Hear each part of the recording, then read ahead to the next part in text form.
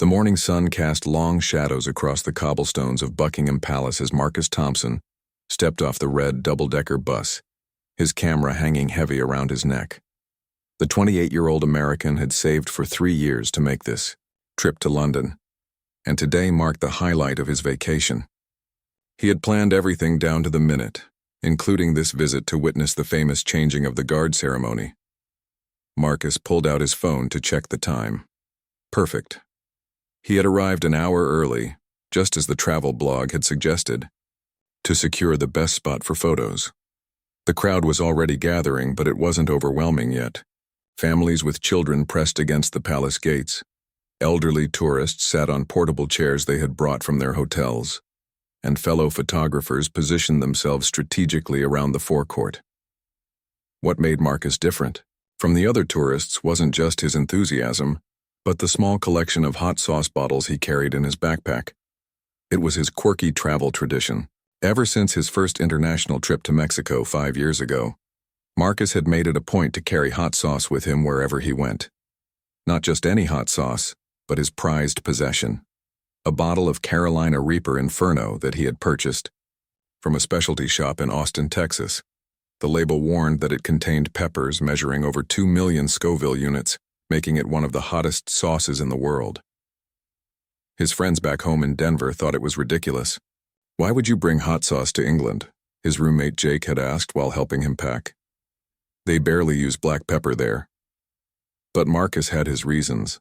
The hot sauce had become his good luck charm, and more importantly, it was his way of adding excitement to what he considered bland food in foreign countries. He had used it on pizza in Italy, fish and chips in Ireland, and now he was curious to try it on traditional British fare. As the morning progressed, more tourists arrived. Marcus found himself standing next to an elderly British couple, the Hendersons, who had been coming to watch the ceremony for over 30 years. Mrs. Henderson, a kind woman in her 70s, noticed Marcus's nervous energy and struck up a conversation.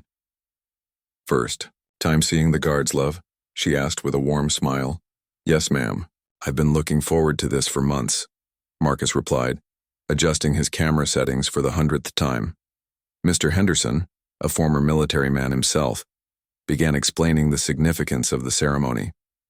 "These aren't just soldiers in fancy uniforms," he said with obvious pride in his voice. "They're active members of the British Army, highly trained professionals. The red tunics and bearskin hats you see are part of centuries of tradition." Marcus listened intently, genuinely fascinated by the history. He learned that the guards he was about to see belonged to the Household Division, an elite group responsible for protecting the monarch. Their silence and stoic demeanor weren't just for show. It was a matter of discipline and duty that had been passed down through generations. As 11:30 approached, the atmosphere grew more electric. The crowd had swelled to several hundred people, all craning their necks to get the perfect view. Marcus positioned himself near the fence, his camera ready, his backpack secure. He could feel the small bottles of hot sauce shifting inside as he moved, and for some reason, their presence made him feel more confident. The first sounds of the approaching ceremony could be heard in the distance. The rhythmic marching of boots on pavement, the faint notes of military music growing stronger with each passing second. Marcus's heart began to race with excitement. This was it. The moment he had been waiting for. The crowd fell into a respectful hush as the old guard appeared, their red tunics brilliant against the gray London sky. Their movements were precise, almost mechanical in their perfection. Each step was measured, each turn executed with mathematical precision. Marcus was mesmerized by the discipline and pageantry. He began taking photos, the click of his camera joining the subtle sounds of other tourists doing the same. Through his lens, he captured the stern faces beneath the towering bearskin hats, the gleaming buckles on their uniforms, the way the morning light reflected off their polished boots. These weren't just pictures. They were moments of living history. One guard in particular caught Marcus's attention. The soldier stood perfectly still at his post, his eyes fixed straight ahead, his face expressionless. There was something almost statue-like about him, as if he were carved from marble rather than flesh and blood. Marcus found himself wondering what the guard was thinking, whether he noticed the crowds, whether he ever got tired of standing so perfectly still. The young American had read about the guard's famous inability to react to tourists' attempts, to make them laugh or move. It had become something of a challenge for visitors from around the world. People would make faces, tell jokes, or even dance in front of the guards, all hoping to crack their professional facade. Marcus had seen dozens of YouTube videos of tourists trying and failing to get a reaction. But Marcus wasn't interested in such childish games. He respected what these men represented. However, as he continued to observe the ceremony, a mischievous thought began to form in his mind. Not malicious, just playful curiosity about the limits of the guard's composure. He reached into his backpack and felt the familiar shape of his hot sauce bottles. The Carolina Reaper Inferno felt warm to the touch from sitting in the sun. Marcus pulled it out, examining the warning labels and the cartoon Reaper on the front. Back home, he had once put a single drop on a chicken wing and spent 20 minutes drinking milk to cool his mouth. The crowd around him continued to watch the ceremony, completely absorbed in the pageantry. Mrs. Henderson was pointing out different aspects of the uniforms to her husband. Children were asking their parents questions in hushed whispers. Everyone was being respectful, maintaining the proper decorum for such a solemn tradition. Marcus looked again at the guard who had captured his attention. The soldier remained motionless, his breathing so controlled it was barely visible. An idea began to take shape in Marcus's mind, something that seemed harmless enough at the time. Just a little test of the guard's legendary composure. After all, what could go wrong with such a small, innocent experiment? The ceremony continued in its majestic rhythm, but Marcus's attention had shifted from admiring the spectacle to studying the individual guard. The soldier stood with remarkable stillness, his eyes focused on some distant point beyond the crowd. His red tunic was immaculate, each button polished to perfection, and his white gloves gripped his rifle with unwavering precision. Marcus twisted the cap off his Carolina Reaper Inferno bottle, and immediately the pungent aroma began to waft upward. The smell was so intense that even with the bottle barely open, his eyes began to water slightly. He had forgotten just how potent this particular sauce was. The couple next to him, the Hendersons, were too engrossed in the ceremony to notice the gradually spreading scent. What Marcus intended to do seemed simple enough in his mind. He would approach the guard, perhaps make a small gesture with the hot sauce, maybe pretend to offer him some just to see if the legendary composure would crack even slightly. It wasn't meant to be disrespectful. In fact, Marcus convinced himself. It was almost a compliment to test the guard's professionalism. The crowd provided perfect cover as Marcus slowly worked his way closer to the fence. Other tourists were shifting positions constantly, trying to get better angles for their photos so his movement didn't attract any attention. Step by step, he moved nearer to where the guard stood at his post. When Marcus was about 10 feet away, he could see the guard even more clearly. The man appeared to be in his mid-20s, with a strong jawline visible beneath the shadow of his bearskin hat. Despite the weight of his uniform and equipment, his posture remained perfectly erect. There was something almost superhuman about his stillness. Marcus pulled out his phone and began recording, thinking this would make a great video to share with his friends back home. Testing the Queen's Guard with Carolina Reaper sauce, he imagined the caption would read. It would definitely get more likes than his standard tourist photos. Taking a deep breath, Marcus stepped forward and called out in what he thought was a friendly voice. "Hey there, soldier. Want to try some authentic American hot sauce?" He held up the bottle, waving it gently in the guard's direction. The guard's eyes didn't even flicker. His gaze remained fixed straight ahead, as if Marcus didn't exist at all. This only encouraged Marcus further. He had expected this level of professionalism, but now he wanted to see just how far he could push before getting some kind of reaction. "Come on, mate," Marcus continued, unconsciously adopting what he thought was a British accent. "This stuff will wake you right up. Probably more exciting than standing there all day." Still nothing. The guard might as well have been a statue for all the response Marcus received. Other tourists had begun to notice what was happening, and some were pulling out their own phones to record what they assumed would be another failed attempt to break a guard's composure. Emboldened by the attention and frustrated by the complete lack of response, Marcus took a step closer to the fence. The guard was now only about 6 feet away. At this distance, Marcus could see the slight rise and fall of the soldier's chest as he breathed, the only indication that this was indeed a living person and not an incredibly realistic statue. "I bet you've never tasted anything like this," Marcus said, his voice growing slightly louder. He began to unscrew the cap completely, and the smell of the Carolina Reaper sauce became much more noticeable. Several nearby tourists began to cough or step away as the pungent aroma reached them. Mrs. Henderson, who had been watching with growing concern, tugged on her husband's sleeve.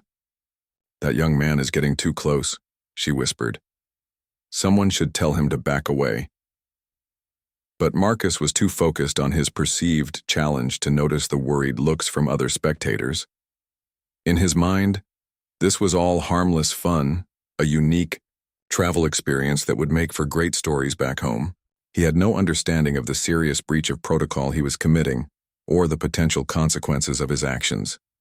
The guard, whose name was James Mitchell, had indeed noticed Marcus from the moment he had approached.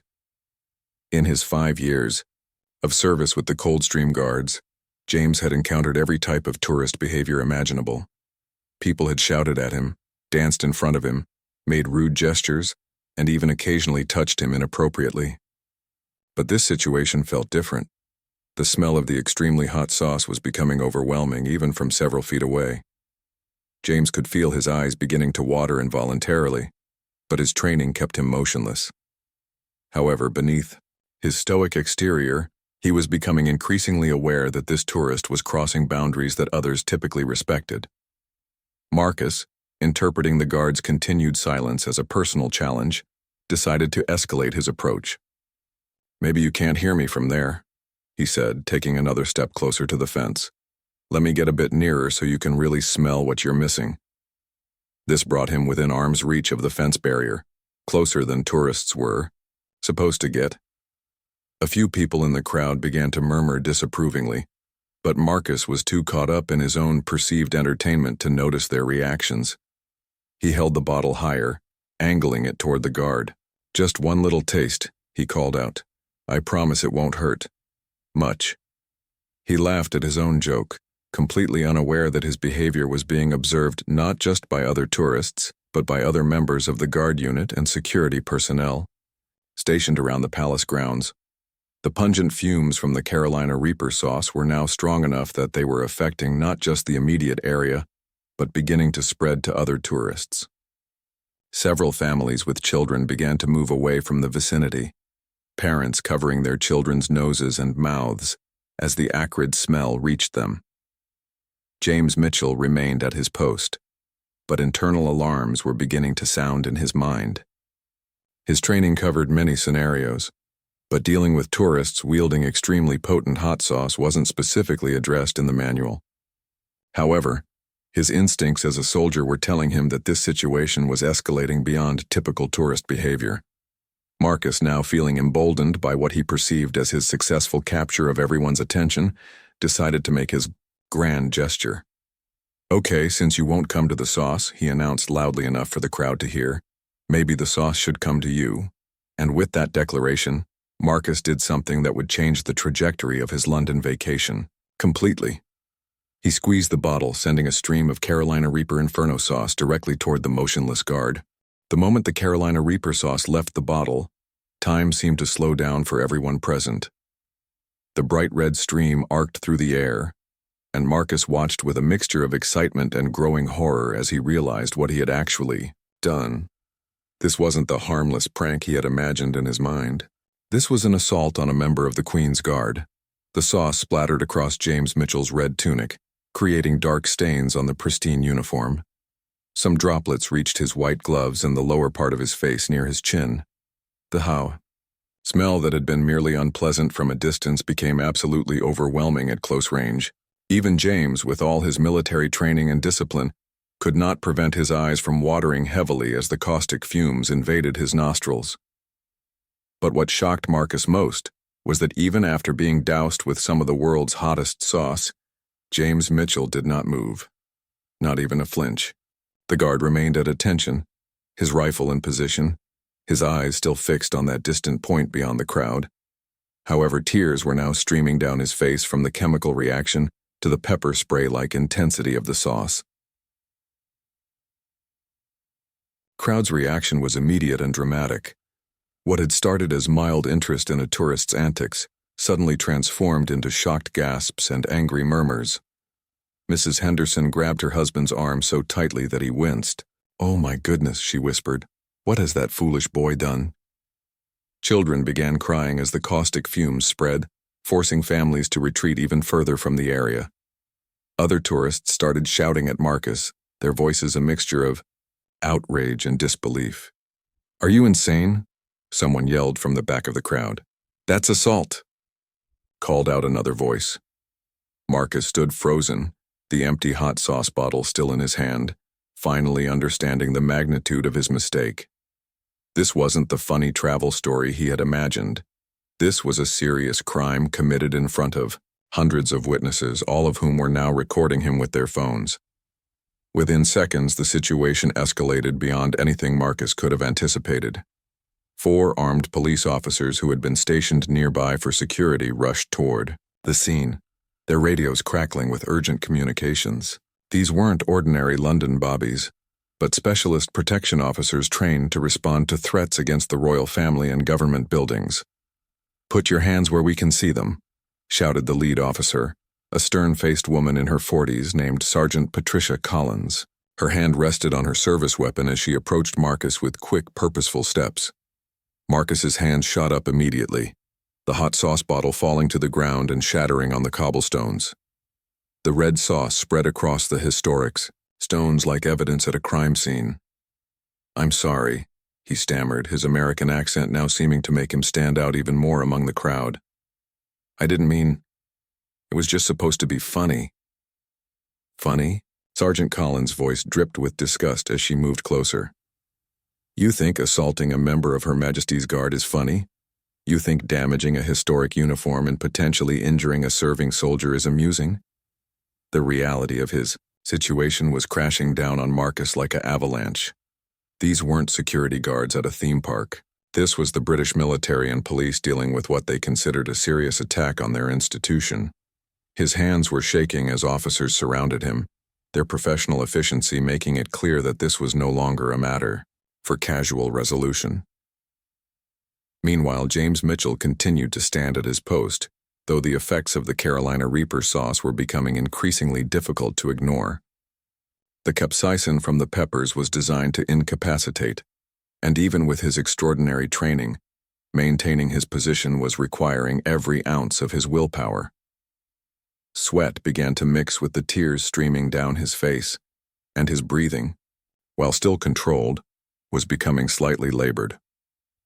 A medical officer who had been on standby for the ceremony quickly approached James from the side, speaking in low, urgent tones. "Mitchell, we need to get you medical attention. That substance could cause serious chemical burns." But James, even in his distress, managed to whisper back without moving his lips or breaking his stance. "Not until properly relieved, sir." His dedication to duty, even while suffering from the effects of the caustic sauce, only served to make Marcus's actions seem more reprehensible to the watching crowd. Sergeant Collins had reached Marcus and was now speaking directly to him while her colleagues secured the area and dispersed the crowd. "You are under arrest for assault, criminal damage, and breach of the peace. You do not have to say anything, but it may harm your defense if you do not mention when questioned something which you later rely on in court." The formal caution, delivered in Collins's crisp, professional tone, hit Marcus like a physical blow. This wasn't a misunderstanding that could be cleared up with an apology and perhaps a fine. This was serious criminal charges that could result in imprisonment. "But I'm an American citizen," Marcus protested weakly, as if his nationality could somehow protect him from the consequences of his actions. I didn't think."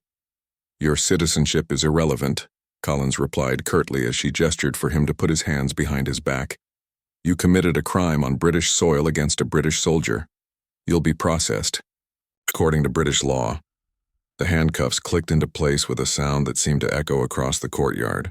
Marcus felt the cold metal against his wrists and realized that his dream vacation had just become a nightmare that would likely follow him for the rest of his life. Other members of the Coldstream Guards had arrived to relieve James Mitchell, finally allowing him to step away from his post and receive medical attention. As he was escorted toward a waiting ambulance, his replacement took position with the same stoic professionalism, as if nothing had happened. The crowd watched in stunned silence as Marcus was led away toward a waiting police van. His camera, which had been hanging around his neck throughout the entire incident, had captured nothing of the ceremony he had come to see. Instead, it would likely become evidence in his own prosecution. As the van doors closed behind him, Marcus caught one last glimpse of Buckingham Palace through the small window. The ceremony was continuing, the tradition carrying on despite his disruption, but he knew that his part in this day would be remembered for very different reasons than he had originally hoped. The police van rumbled through London's busy streets, its siren silent but its presence commanding respect from other drivers who quickly moved aside.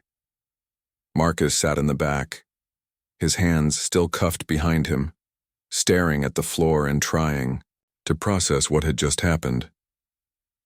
The reality of his situation was sinking in with each passing mile.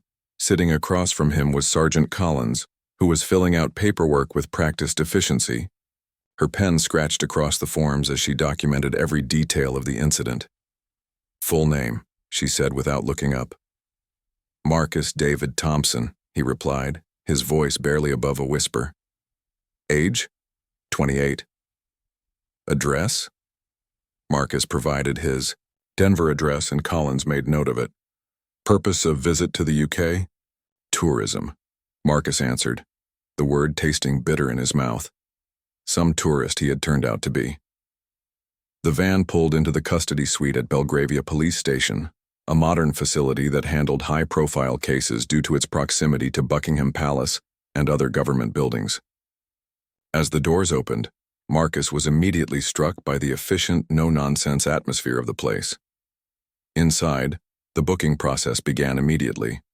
Marcus was photographed from multiple angles, his fingerprints were taken electronically, and DNA samples were collected with a simple mouth swab. Each step of the process was explained to him by the custody sergeant, a patient but firm man named Sergeant Wilson. You're being held on suspicion of assault, criminal damage, and breach of the peace, Wilson explained as he typed Marcus's details into the computer system. You have the right to have someone informed of your arrest and the right to free legal advice. Do you understand these rights? Marcus nodded, though his mind was spinning with questions and fears. Can I call my family back home? He asked. One phone call to inform someone of your arrest, Wilson confirmed, but I'd recommend speaking to a solicitor first. This isn't a simple matter, Mr. Thompson. The gravity of Wilson's tone made Marcus's stomach drop even further. What kind of sentence am I looking at? He asked, dreading the answer. Wilson paused in his typing and looked up at Marcus directly. That's not for me to determine, but assault charges can carry significant penalties, especially when committed against military personnel in the course of their duties. The Crown Prosecution Service will make the final decision on charges. Marcus was then led to a holding cell, a small, sterile room with a narrow bench, a toilet, and nothing else. The door closed with a heavy clang that seemed to echo in his chest. For the first time since his arrest, he was completely alone with his thoughts, and they were not pleasant company. He thought about his job back in Denver, where he worked as a software engineer for a tech startup. Would they fire him when they found out about this? He thought about his parents, who had been so excited about his trip to London. How could he possibly explain this to them? And what about his friends, who had been eagerly waiting for his photos and stories from the trip? Hours passed slowly in the cell. Marcus could hear other prisoners being brought in and processed, the constant sound of doors opening and closing, and the murmur of conversations he couldn't quite make out. His watch had been taken during booking, so he had no idea what time it was. Finally, the cell door opened and Sergeant Wilson appeared. Your solicitor is here, he announced. Marcus was escorted to an interview room where he met Sarah Mitchell, a sharp-eyed woman in her 40s who specialized in criminal defense. She was not related to the guard Marcus had attacked, but the coincidence of the surname wasn't lost on either of them. "I've reviewed the preliminary charges," Mitchell began, opening her briefcase and pulling out several documents. "This is quite serious, Mr. Thompson. The incident was witnessed by hundreds of people and recorded on dozens of mobile phones. The evidence against you is overwhelming." Marcus felt his heart sink even further. "But it was just a prank," he protested, weakly. "I never meant to hurt anyone." Mitchell's expression remained professional but unsympathetic. "Intent will matter for sentencing, but it doesn't change the fact that you assaulted a serving member of the armed forces. That's taken very seriously in this country, especially given current security concerns." She explained that the Crown Prosecution Service was likely to pursue the maximum charges available. The assault charge alone could result in 6 months imprisonment, but combined with the other charges and the high-profile nature of the incident, the sentence could be much more severe. "There's also the matter of the uniform," Mitchell continued. "The damage to the guard's tunic will likely be classified as criminal damage to military property, which carries additional penalties." Marcus put his head in his hands. "I can't go to prison," he said. "I have a job, responsibilities, my whole life is back in America." "Then you should have thought about that before you decided to assault a Queen's Guard," Mitchell replied bluntly. "My job is to get you the best possible outcome, but I can't work miracles.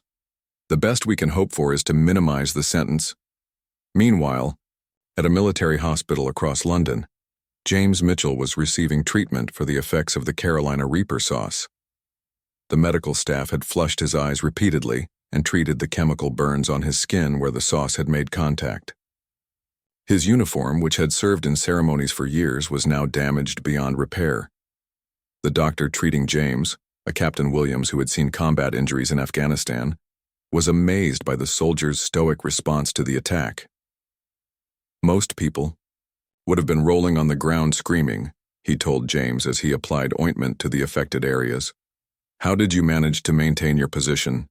James, his eyes still red and watering, managed a small smile. "Training, sir, and pride in the uniform, even when someone's trying to destroy it." The incident had already begun to make waves far beyond the immediate participants. Video footage of the attack was spreading rapidly across social media platforms, with viewers expressing outrage at Marcus's behavior and admiration for James's professionalism. News outlets were picking up the story, and it was becoming an international incident. Back at the police station, Marcus's phone call home had been a disaster. His mother had burst into tears when she heard what had happened, and his father had hung up in disappointment and anger. The conversation lasted less than 5 minutes, but it felt like hours of pure anguish. Sarah Mitchell returned with updates on the case.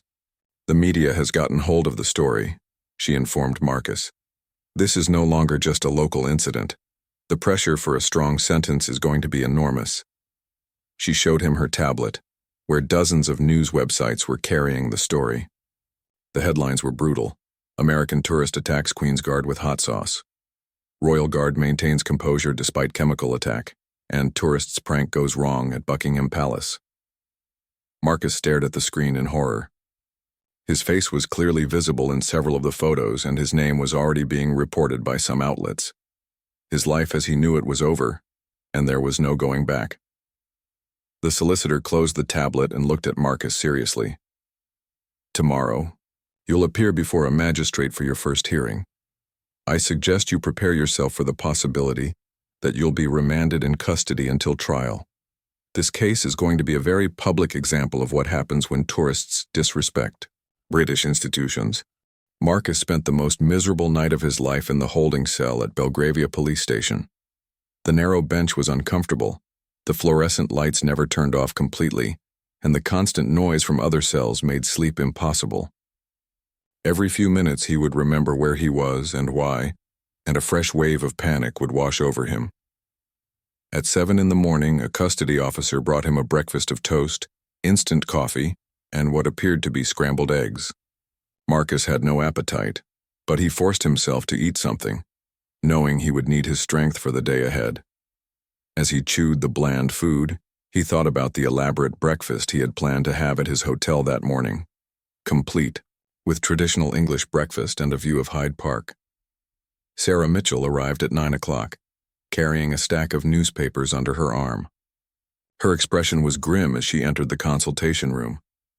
"I'm afraid the story has exploded overnight," she said, spreading the newspapers across the table. Marcus stared in horror at the front pages. The Daily Mail led with "Yank attacks, our boys," accompanied by a large photo of him being arrested. The Sun had gone with sauce of shame, while the Telegraph, typically more reserved, still gave the story prominent coverage with "Tourist assault on palace guard sparks outrage." "It gets worse," Mitchell continued, pulling out her tablet. "The video has gone viral on social media, over 2 million views on YouTube alone, and it's being shared across Facebook, Twitter, and TikTok. You've become a symbol of disrespectful tourism."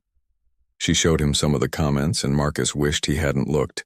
The responses ranged from calls for him to be permanently banned from the UK to much more severe suggestions about what should happen to him. His name, his hometown, and even his employer had been identified by online investigators. "Has this affected the charges?" Marcus asked, though he suspected he already knew the answer. "The Crown Prosecution Service is under enormous pressure to send a strong message," Mitchell replied. "They've decided to prosecute you on the most serious charges available. You're looking at assault on a military officer in the performance of their duties, criminal damage to Crown property, breach of the peace, and they're considering adding a charge of bringing a chemical substance with intent to cause harm." Marcus felt the room spinning around him. Chemical substance? It was just hot sauce. Hot sauce that registered over 2 million Scoville units, Mitchell corrected. "The prosecution will argue that you brought what amounts to a chemical weapon into a secure area with the intent to use it against a serving soldier. The fact that you planned this, bringing the sauce specifically from America, works against you." The magistrate's court was packed when Marcus was brought in wearing a standard-issue tracksuit, his own clothes having been taken as evidence. The public gallery was full of journalists, curious onlookers, and several people who appeared to be military veterans, judging by their bearing and the pins on their jackets. Magistrate Helen Crawford was a no-nonsense woman in her 60s who had been dealing with cases involving tourists and public order for over 20 years. She had seen plenty of foolish behavior, but this case had particularly irritated her given the international attention and the disrespect shown to British institutions. The prosecution, led by a Crown prosecutor named David Hamilton, laid out their case with methodical precision. They played the viral video for the court, showing Marcus's deliberate approach to the guard, his taunting behavior, and the moment he squeezed the bottle. The footage was damning, showing clearly that this was not a momentary lapse in judgment, but a planned action. "Your Honor," Hamilton addressed the magistrate, "this was a premeditated assault on a serving member of Her Majesty's Armed Forces. The defendant brought extremely dangerous hot sauce from his home country, with the apparent intention of using it as a weapon. The substance in question is so potent that it caused chemical burns to the victim's skin and could have caused permanent damage to his eyes." The prosecutor then read a victim impact statement from James Mitchell. The guard described the burning sensation that had lasted for hours, the damage to his historic uniform, and the humiliation of being unable to defend himself due to his duty to remain at his post. The defendant showed complete disregard for centuries of British tradition and military discipline, Hamilton continued. His actions have brought shame not only upon himself, but upon all tourists who visit our country. This court must send a clear message that such behavior will not be tolerated. When Sarah Mitchell stood to present Marcus's defense, she faced an uphill battle. "Your Honor, my client deeply regrets his actions and wishes to publicly apologize to the guard, the British military, and the people of this country. This was a moment of extremely poor judgment by a young man who had no understanding of the serious nature of his actions." She argued that Marcus had no prior criminal record, was gainfully employed, and had come to the UK as a genuine tourist with no intention of causing harm. This was not terrorism or a politically motivated attack. It was a foolish prank that went catastrophically wrong. However, Her arguments seemed to have little impact on Magistrate Crawford, who had clearly been following the case in the media. When she spoke, her voice carried the weight of someone who had seen enough disrespectful behavior to last a lifetime. "Mr. Thompson," she addressed Marcus directly, "your actions represent everything that is wrong with certain types of tourism in this country. You came here as a guest and repaid our hospitality by assaulting one of our soldiers and damaging property belonging to the Crown," she continued, her voice growing stronger with each word. "The guard you attacked has served his country with honor in Afghanistan and Iraq. He has risked his life for the freedoms you enjoy, including the freedom to visit our country. Your response was to attack him with a chemical substance while he was unable to defend himself." Marcus felt tears starting to form in his eyes as the full weight of his actions was laid out before the packed courtroom. The shame was overwhelming, made worse by the knowledge that every word was being recorded by the journalists present. "I am remanding you in custody pending a full hearing at Crown Court," Crawford announced. "Given the seriousness of these charges and the international attention this case has received, I believe there is a significant risk that you might attempt to flee the country before trial." The gavel came down with a sound that seemed to echo through Marcus's soul. He was going to prison, and there was nothing his expensive solicitor could do about it. As the guards prepared to escort him away, he turned back toward the gallery and saw his parents, who had flown overnight from Denver and were sitting in the back row, both crying. The transportation to Wandsworth Prison was a blur of security protocols and paperwork. Marcus was processed once again, this time into the British prison system. He was issued prison clothes, assigned a cell, and given a handbook explaining the rules and procedures he would need to follow during his stay. His cellmate was a career criminal named Tommy, who had been in and out of prison for decades. Tommy looked at the young American with a mixture of pity and amusement when he learned what Marcus was in for. "Hot sauce on a Queen's Guard?" Tommy laughed, shaking his head. "Mate, you picked the wrong people to mess with. The screws here have military backgrounds, half the other prisoners are ex-forces, and everyone's seen the video. You're going to have a rough time."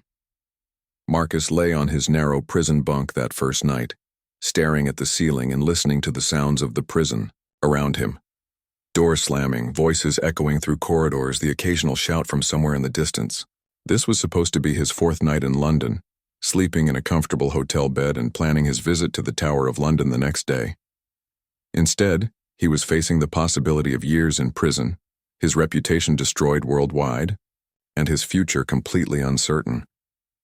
The hot sauce that had been his quirky travel companion had become the instrument of his downfall, and there was no way to undo what he had done to James Mitchell or to himself. 3 weeks into his imprisonment at Wandsworth, Marcus had learned to navigate the complex social hierarchy of prison life. Tommy's prediction had proven accurate. Marcus was not popular among the inmates. Many were veterans themselves, or had family members who served in the military, and they viewed his attack on the Queen's Guard as particularly offensive. The international media attention hadn't died down. If anything, it had intensified. Marcus's case had become a symbol in debates about tourism, respect for military traditions, and appropriate punishment for cultural insensitivity. Late-night talk show hosts in America were making jokes about him, while British tabloids continued to publish daily updates on his case. His parents had remained in London, staying at a modest hotel and visiting him as often as prison regulations allowed. Each visit was heartbreaking for all of them. His mother would cry throughout most visits while his father sat in stunned silence, still unable to comprehend how his successful son had made such a catastrophically poor decision. "The story back home is getting worse," his father told him, during one particularly difficult visit. "Your company had to release a statement distancing themselves from you. The neighbors are avoiding us. Your mother can't even go to the grocery store without people recognizing her from the news coverage." Sarah Mitchell continued to work on his case, but the news she brought was consistently discouraging. The Crown Prosecution Service had rejected 2 separate plea bargain offers, insisting on taking the case to trial with the full charges. The media attention had made it impossible for them to appear lenient without facing enormous public backlash. "There's been one development," Mitchell told him during a legal consultation in the prison's visiting room. "The guard you attacked, James Mitchell, has been receiving thousands of supportive messages from around the world. There's even talk of him receiving a commendation for his conduct during the incident. This news hit Marcus harder than any of the legal updates. While his life was falling apart, the man he had attacked was being celebrated as a hero. It was a stark reminder of how completely he had misunderstood the situation and the consequences of his actions. The trial date was set for 6 weeks after his arrest. As the date approached, Marcus found himself becoming increasingly anxious. The media attention showed no signs of diminishing, and his solicitor warned him that the courtroom would be packed with journalists from around the world. "This has become bigger than just your case," Mitchell explained. "It's being seen as a test of British justice and whether tourists can expect to escape serious consequences for their actions." The week before the trial, Marcus received an unexpected visitor. Through the thick glass of the visiting booth, he found himself face to face with James Mitchell himself. The guard appeared in civilian clothes, looking younger and more approachable than he had in his ceremonial uniform, but his eyes held a seriousness that made Marcus immediately uncomfortable. "I wanted to see you before the trial," James said, his voice calm but firm. "I wanted to look at the person who thought it would be amusing to attack someone who couldn't defend himself." Marcus felt overwhelmed with shame. Sitting across from his victim, seeing the real person rather than just the symbolic figure in the red tunic, made the reality of what he had done impossible to avoid. "I'm sorry," he stammered, tears beginning to form in his eyes. "I never meant to hurt you. It was supposed to be funny." James studied Marcus's face for a long moment before responding. "Funny for who? For you? For the crowd watching? Did you think about whether it would be funny for me to have chemical burns on my skin? Did you consider whether it would be amusing for me to explain to my commanding officers why my uniform was destroyed?" Each question hit Marcus like a physical blow. He had never considered any of those things. In his mind, the guard hadn't been a real person with feelings and consequences to face. He had been more like a statue or a tourist attraction to be interacted with for entertainment. "I've served 2 tours in Afghanistan," James continued. "I've been shot at by people who genuinely wanted to kill me. But I've never felt as helpless as I did standing there while you attacked me, knowing I couldn't respond because of my duty to my position and my country." The conversation lasted only 20 minutes, but it changed Marcus's understanding of his crime completely. This wasn't just about embarrassing himself or damaging property. He had humiliated and harmed another human being who had dedicated his life to serving others. The trial itself was a media spectacle that exceeded even Sarah Mitchell's worst expectations. The Old Bailey courthouse was surrounded by news vans and protesters. Some carried signs supporting James Mitchell and calling for harsh punishment for Marcus, while a smaller group advocated for mercy, arguing that the international humiliation he had already suffered was punishment enough. Inside the courthouse, the proceedings were conducted with the formal gravity befitting one of Britain's most historic legal venues. The jury, carefully selected to avoid anyone who might have been influenced by the extensive media coverage, listened intently as the prosecution presented their case. The viral video was played multiple times, each viewing making Marcus's actions look more deliberate and malicious. Expert witnesses testified about the chemical properties of Carolina Reaper peppers and the potential for serious injury. Character witnesses spoke about James Mitchell's exemplary military record and his dedication to duty. When Marcus, finally, took the stand in his own defense, he faced a prosecutor who had spent weeks preparing to dismantle any claim of innocent intent. David Hamilton questioned him relentlessly about his decision to bring extremely hot sauce from America, his approach to the guard, and his failure to stop even when it became clear his behavior was inappropriate. "You filmed this incident, didn't you, Mr. Thompson?" Hamilton asked, holding up Marcus's confiscated phone. "Yes," Marcus admitted quietly. "Because you thought it would be entertaining to share with others?" "I suppose so, yes." "So this was premeditated? Content creation using a serving soldier as your unwilling participant?" Marcus had no good answer to that question, and his silence spoke volumes to the jury. The verdict, when it came after 3 days of deliberation, was guilty on all charges. The jury had been convinced by the prosecution's argument that this was not a harmless prank but a calculated assault that showed complete disregard for British law and military tradition. Judge Robert Sterling, one of the most respected judges in the British legal system, delivered the sentence with words that would be quoted in legal textbooks for years to come. "Mr. Thompson, your actions represent the worst kind of entitled tourism. You came to this country as a guest and repaid our hospitality with violence and disrespect." The sentence was 18 months imprisonment, with the possibility of early release after serving 12 months if he demonstrated genuine rehabilitation. Additionally, he was banned from entering the United Kingdom for 10 years following his release and ordered to pay compensation for the damaged uniform and James Mitchell's medical expenses. As Marcus was led away to begin serving his sentence, he caught sight of James Mitchell in the public gallery. The guard nodded once, a gesture that seemed to acknowledge that justice had been served, but there was no satisfaction in his expression.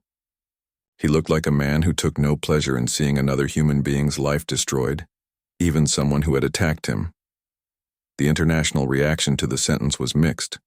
British media largely praised it as appropriate, while some American outlets argued it was too harsh for what they still characterized as a prank gone wrong. But for Marcus Thompson, sitting in his prison cell that night, the debate was academic. He had 12 months to contemplate how a bottle of hot sauce and a moment of poor judgment had cost him everything he had worked for in life.